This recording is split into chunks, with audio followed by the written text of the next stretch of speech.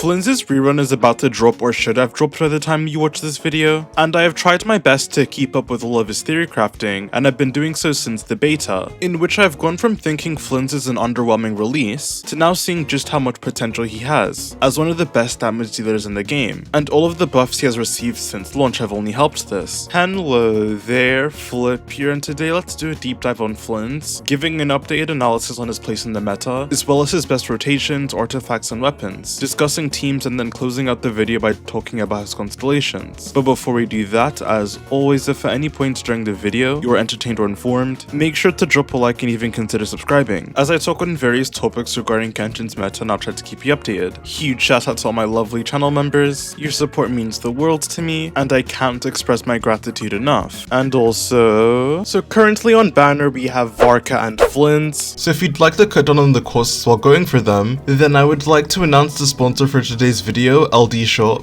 LD Shop is a very safe and reliable top-up site that allows you to get Primo Gems at a great deal starting from 15% off, while keeping your data safe. As for transactions, you only need to type in your UID and region, as you can see me doing here. Just needed to quickly refresh my welkin, and as you can see, it's here. And make sure to use my link, as that way you'll receive an extra 15% off coupon, as well as a 5% off coupon which can save you up to $50. LD Shop goes through official channels as well, meaning that you won't lose any of the in-game benefits like first-time top-up bonuses, so no need to worry. And additionally, because LD Shop is so great, users who spend over $80 will receive a VIP membership which rewards you with free welcome moons. So head over to ldshop.gg using my link in the description below. What are you waiting for? Thanks to LD Shop for sponsoring this video, now back to it. So Flins is a 5-star Electro polearm DPS, and his playstyle centers around the Lunar charged reaction, and his special elemental bursts that do direct Lunar charge damage. Before moving on with the rest of his kit, I do want to briefly touch on what Lunar charge does to anyone who doesn't fully understand it. Basically, whenever Flins, Ineffa, or Columbina are in your party, whenever you combine Hydro and Electro on enemies, instead of what usually happens, which would be the generic Electro charged reaction, instead a Thundercloud will be created that deals Electro damage to enemies every 2 seconds. And unlike traditional transformative reactions that just check the EM of the one character who triggered the reaction, LC does 2 different calculations to get the final reaction damage, and all of the characters who apply Electro or Hydro to opponents with Lunar charged will contribute to the final reaction damage. The first thing that happens is that each character's individual LC damage is calculated using a formula that checks your crit rate and elemental mastery. So the more you have of these stats, the more individual LC damage you do, and then out of everyone who contributes to the reaction, the final reaction LC damage is divided by who does the most individual damage to the least. If you do the most Lunar charge reaction damage, your total gets added unaffectedly. If you do the second most LC damage, then your total to the sum is halved. And if you do the third or fourth most Lunar charge reaction damage, then your total is divided into 12ths, and all of that gets added together, and then you get your final reaction damage. Lunar charge just adds more total damage to Flynn's teams, as well as facilitating some of the damage in his kit, so it is crucial that you bring a continuous Hydra applicator to his teams, that I will touch on more later. Getting into his actual kits now, most of it is built into his elemental skill. They'll make Flins enter a special stance, and within his special stance he gains increased interruption resistance, which is something Varka could really learn from. His normal attacks become Electro infused with their own separate multiplier, and he's able to cast a special elemental skill with an unchangeable 6-second cooldown. And because this stance change lasts for 10 seconds, you'll be casting 2 of these special skills in rotation at C0. Now to be honest, his special skill doesn't really do that much damage, but what it does enable is Flins to perform a special elemental burst after his special skill is cast, and this is where majority of the damage in Flins' kit comes from. And because of this, it actually is technically the only talent you need to level on Flins, as his basic attack talent does nothing, and his skill talent doesn't increase the damage of his special burst, which is almost all of his damage. Another single talent DPS, we have to respect it. When casting his special burst, it will only consume 30 energy, and will deal AoE direct Lunar charge damage. Direct LC damage is slightly different from reaction LC damage, as it's Flins' own talent damage, but treated as a reaction, so it will ignore the enemy's defense completely, and not benefit from something like generic damage bonuses. And since his direct Lunar charge damages most of his DPS, it's why Flins doesn't care about something like an Electro Goblet. This special burst is also enhanced when you are an Ascendant Gleam, which just means having a total of 2 or more Nordcry characters in your party, and it will do a stronger follow-up hit when an enemy has thunderclouds caused by Lunar charge above their heads. Flins does also have a default elemental burst, which looks really cool, but it's like really bad. Flins' normal burst will do a nuke of Electro damage and then a bunch of direct Lunar reaction hits, but the issue is that it only does slightly more damage than one of Flins' special bursts, while consuming nearly 3 times the energy, since it will consume all 80 of Flins' energy where the special ones only consume 30. If you do reach certain energy recharge breakpoints with Flins, you can do 2 special bursts and a default burst in a Flins damage window, but that will be 140 energy consumed, which needs so much ER when you can just build a lot less energy and only do 2 special bursts. And it's more forgiving and does more damage, so there's just no point to building around the default burst in my opinion, unless you're against bosses like the Shock Trooper that drop a ton of particles, in which case it can be worth it. And for Flins' combat passives, I'll just slap them all up on screen. Flint gains an additional 20% lunar charge damage bonus when he's in Ascendant Gleam, which he should always be in. Flins' EM is increased by 8% of his attack up to 160 EM. Flint only needs 2000 attack for this, which again should be very easy. And speaking of 2000 attack, that gives him a 14% lunar charged base multiplier from his last passive, which also enables lunar charge to be triggered when he's on the team. So with Flint's gameplay loop is just starting his field time with an immediate special burst and then doing literally any normal attack combo to build energy. It doesn't matter what normal attack combo you decide to do, as these contribute to less than 5% of his overall personal damage. And then when his second skill is off cooldown, just cast a special burst again and end his field time. Usually Flint will have some more field time left after his last special burst, but it's better for damage to just swap out on looped rotation for more DPS. The only exception to this is if you're playing rotations that are 18 seconds or longer, in which there's nothing else to do so you can just normal attack with him to fill in the downtime. I think that's about everything regarding his kit and lunar charged, so let's talk about how to gear him now.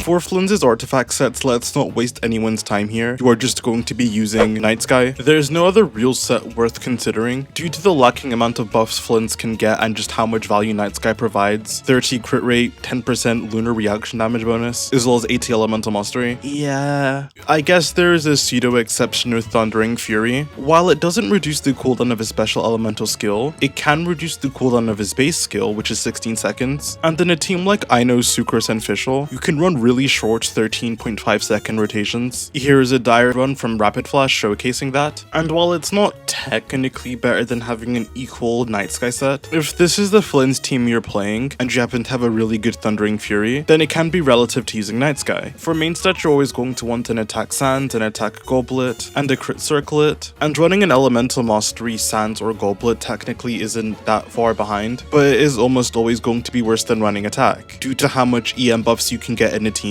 and the actual diminishing returns Elemental Mastery has. When building Flint, one thing you do need to be aware of is his energy requirements, as since he's at a base consuming 60 energy a rotation, while running quite short rotations, it is something you should keep track of. For a C0R0 Flint, he's going to want to run around 125 to 135 energy to comfortably use 2 mini bursts a rotation, with the range depending on the Hydro and Electro units you run, and how many particles they generate. Turret-based characters like Columbina, Ineffa, and Furina actually do help with energy efficiency, as Flins will be catching these particles over time. Now if you have Flins' C1, this actually increases his energy needs, as a result in you having to do 1 more special burst, and you only have 24 energy refunded a rotation, so he's consuming more energy than he was at C0. Then if you have Flins' signature, this gives him 12 energy every rotation, almost killing his energy requirements at C0, and making him much more comfortable at C1. I am begging you, please build enough energy for Flins. Getting off his 2 mini bursts consistently is the most important part of his damage. Now moving on to his weapons, here's a weapon sheet compiling most of them. If a weapon isn't on here, it's most likely not relevant. Flins' signature is of course his best weapon by far,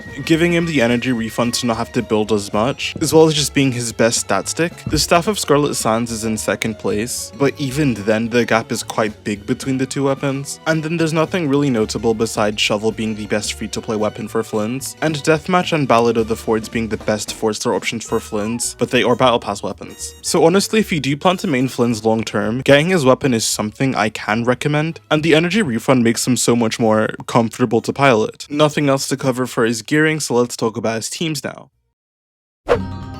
Regarding Flint's team building situation, it's also something the game just spells out for you. You need to trigger Lunar Charge, so you want a Hydra unit, and a continuous Hydra applicator at that, and then due to Flint's energy requirement, you're also going to want another Electro unit on his teams. Then his 4th teammate is a flex slot with a decent amount of options. Flint is someone who can also be run in very short 16-second rotations, so anyone that can aid with that would be a high priority teammate. Overall, Flint's best general team is going to be Columbina, Ineffa, and Sucrose. Columbina does a good amount of damage while buffing Lunar reactions, and giving a 33% chance for LC to strike again. Ineffa is obviously Flins' most important teammate, being able to nearly put out the same amount of damage that he does, while giving him elemental mastery buffs, feeding him electro particles, and also having the base LC multiplier buff. And then Sucrose offers strong res shredding through Verdescent, as well as buffing the entire team's EM and not taking up much field time. The only issue Sucrose has is that her buff uptime isn't that stellar, but that can be fixed. A way to optimize your Flins rotations is just by having Sucrose cast before and after Flins' uptime. This way you're getting near 100% uptime on Sucrose's EM and Verdescent buffs. And even in some situations where you may not have a Sucrose E available, you can either just use her burst or use a normal attack to refresh Verdescent. So you'd want your rotations to look something like this, starting with Columbina skill and burst, and then you use a Ineffa skill and burst if it's available, use a Sucrose skill, do Flins' skill, special skill, and then burst, spam normal attacks for the next 6 seconds, special skill, special burst, do one more normal attack for potential energy, then swap to Sucrose, refresh VV and then restart the rotation. And most Flins teams will generally follow a similar rotation path. Now, to go into alternative Hydra options if you don't have Columbina, there are a few things that you need. A, of course, you need to have continuous Hydra application, and B is that you don't really want to interfere with Flins' very short rotations. And the Hydra character also has to be self-sustaining enough to not need a battery, and ideally help with Flins' energy generation too. So of course this scrubs away all the on-field Hydra DPS. This also scrubs off Yulon and Jingzhou, as they just extend rotations way too much. And then Mona and Kokomi just don't apply Hydra for long enough. So in my opinion, the only real good Hydra replacements are Aino or Furina, both of which are about as good as each other. Aino has virtually no energy requirements. She also adds to the moonsign level of your party, so if you don't have Ineffa on your teams, she's basically a must for your Flins. And with Constellations, she's able to offer decent buffing, and she has 14 seconds of uptime, which is just enough to not lose any Thundercloud uptime if you are playing optimally. And then with Furina, due to the fact that she buffs damage bonus with her burst, and her skill has a 20-second cooldown, you would think that she would be bad in Flins teams, but it's Furina, so you just ignore her burst entirely, stack up as much crit as you can, ideally on an SMS set, and then since her skill lasts for 30 seconds, you just swap into her every other rotation, allowing her to skip a field time, while still giving enough Hydra application for 2 rotations. There are still some downsides with her, like the fact that she isn't a moonsign character, so you most likely have to use Ineffa with her, and also she eats her teammates' health to 50%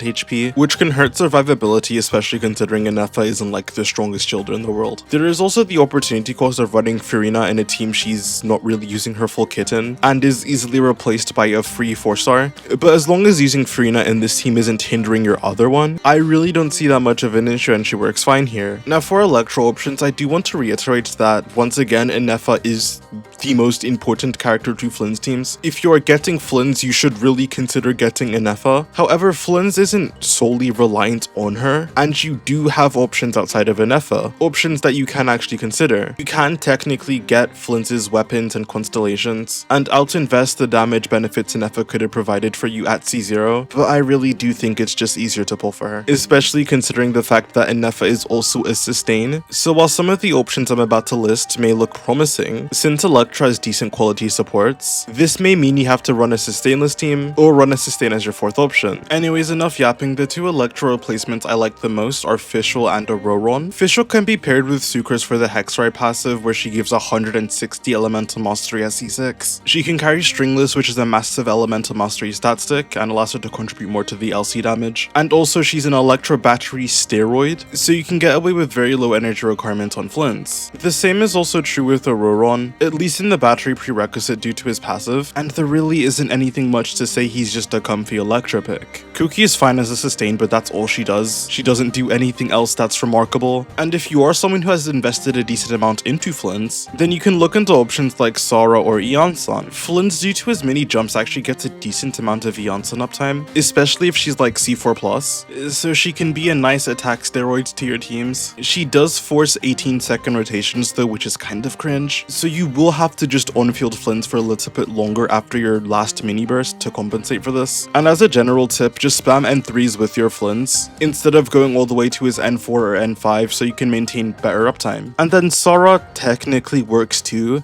but it's Sara. She works fine in longer short rotations, it's just that her buffs only last for 6 seconds, so she'll only be buffing your first Flins burst. And you also can't really use an Onimo unit with her, as there's no way to consistently set up swirls without doing a very long, convoluted just don't use this character. And then for your last team slot, you have a plethora of options. Just choose whoever you like the most. Rest shredding, attack buffing, and or EM buffing is very valuable. Sucrose is the best due to how short her field time is for the amount of buff she gives, but honestly anyone who can hold VV works well enough, like Kazuha or Lanyan if you want to sustain. Shalonen with instructors, especially at C2, works amazingly, but is fine enough at C0. Zhongli works as a sustain and rest shredder, and since Duran and Llama are such broken supports, they can also be slotted in here if you want. But for my general recommendation, I would stick with the Onmo units or Shalonen. For a general gearing recommendation, if you have Ineffa on your team, she's going to want to hold the new Morningstar set, and then your Hydra units including Columbina are better off running SMS. And then for your flex slot, it does depend obviously. If you are in Onmo units, then run VV, and then for other options, any generic attack buffing or EM buffing set works like Noblesse, Tenacity, or Instructors. Flins kind of only has one team archetype, there really isn't much to say, but that one team archetype he's played in happens to be very, very good. So without further ado, let's wrap this guide up by talking about his constellations.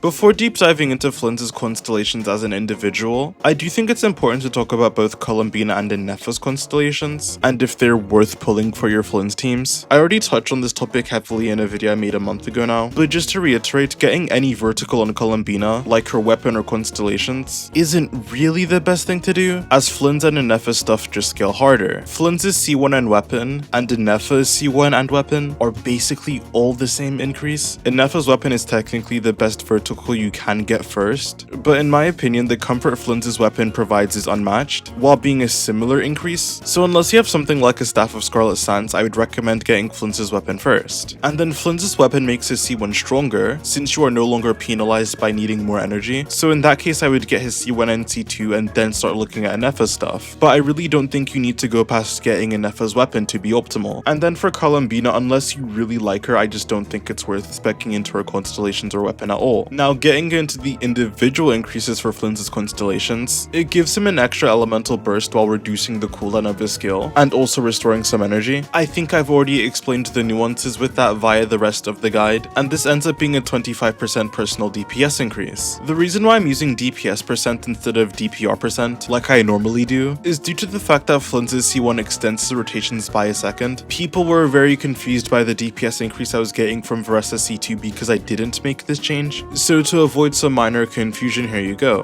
Flins' C2 will give him a kind of small extra lunar charged hit when he does a normal attack after casting his special skill, but the big thing about the constellation is actually just the 25% resistance shred you get, as this constellation overall doesn't just buff Flins' personal damage by 30%, but the rest shred affects the entire team and reaction lunar charge damage, so Ineffa and Columbina's damage also spike up from this. Overall, just a very good constellation. C3 is extra levels to his burst. This talent is the majority of his damage, 18% damage increase from C2. His C4 will increase his attack by 20%, as well as enhancing his attack percent to EM conversion to now scale off of 10% of his attack, while increasing the cap of this passive from 160 to 220, which is achieved via gaining 2200 attack, which is, again, very easy to obtain. 13% increase over C4. C5 is super broken as it buffs Flins' skill, 2% damage increase, and then very fortunately for me, Flins doesn't have a Bible level C6. He gives himself 35% elevation, which if you don't know what that is a special damage multiplier that's added towards the end of the damage formula and only stacks with itself. Flins giving himself 35% elevation is just essentially him multiplying his damage by 1.35. And the constellation doesn't end there, by the way. He also gives a team-wide 10% elevation that he himself benefits from, so he's giving himself 45 elevation in total. Anyways, the constellation is insane. You're almost getting 3 times the damage of him at C0, whilst having constellations like his C2 and C6 that benefit the entire team. So if you want to get heavy vertical on Flins, it really isn't a bad idea. And that will conclude the guide portion of this video. Overall, I think Flins has aged amazingly, and most of the original concerns I had with him were either overblown or have been rectified as he's been getting stronger each patch. Flins is still a fine unit even if you only have Columbina or only have Ineffa, and is like the least dependent Nordcry unit on having their core supports. I also said his lack of skill expression was a bad thing, but his damage is currently so high at a base that it doesn't really matter. And while I don't think he's the best Nordcry DPS per se, I will save that for another video, he is still by far the most accessible and flexible out of the three, while being very relative in damage. For how braindead he is to pilots, the fact that he's a top 3 DPS is insane. I don't know how crazy it is of a take, but I do have him above Skirk and Movwika in my opinion. If you have Flins with Columbina and Ineffa, he's a top 3 DPS. If you have him with only Columbina or only Ineffa, he's still pretty much better than every version 5 DPS, except for Movwika, Skirk with her premium team, and Veressa. And even if you have neither Columbina or Ineffa, he is still on par with most of the Fontaine characters without being wheelchaired, just shy of 100k DPS. Now to address one more thing that I don't think I have said, but a sentiment I've seen being thrown around to disregard Flins, is the fact that Columbina and Ineffa, especially post Sucrose double swap technique, is doing less than 50% of the team's damage, which means that he might be replaceable because of this. But I kind of disagree. Unlike more traditional hypercarry teams, Columbina and Ineffa aren't really buffing Flins by a lot. I'm not saying they're negligible, but compared to what like Bennett is giving to characters, it's not that much in comparison. Then on top of that, Flins is also buffing Columbina and Ineffa. One of his passives is buffing all LC damage, and even some of his constellations facilitate the fact that he helps the entire team. And hell, if you're looking at some of the other stellar DPS that are being played in this wheelchair core, some of them aren't even reaching half the damage that Flins is doing, while making Columbina and Ineffa do less DPS. So no, I really don't see a reality in which Flins is ever being replaced on this team.